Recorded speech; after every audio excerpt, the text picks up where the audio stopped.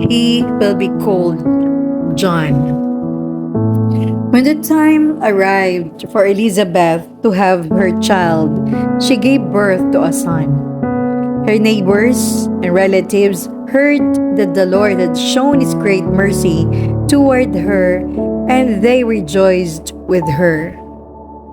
When they came on the eighth day to circumcise the child, they were going to call him Zechariah after his father.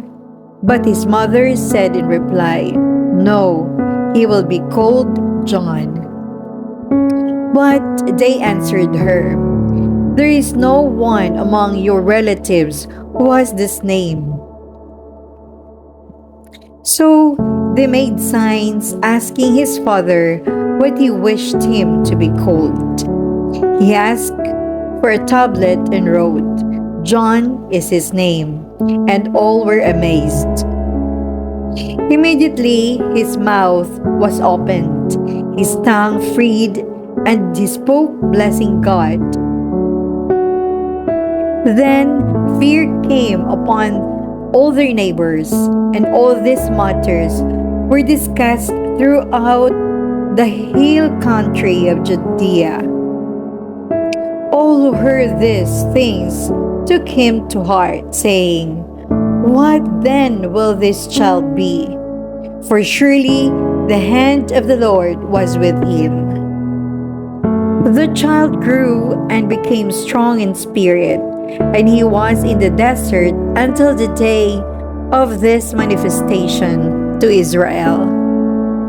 Reflection: God's ways are not our ways.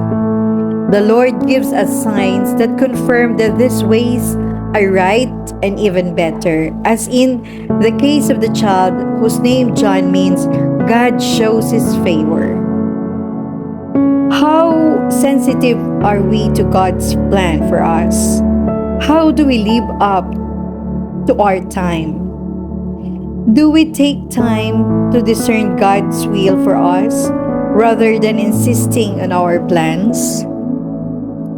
The name John in Hebrew means "the Lord is gracious." The Lord showed his kindness to Elizabeth and Zechariah, fulfilling their desire to have a child. I think the ways he has been kind to me. My prayer: Dear Lord, as I come to you today, please speak to me through the Gospels. May I respond to your call today. Teach me to recognize your hand at work in my daily living.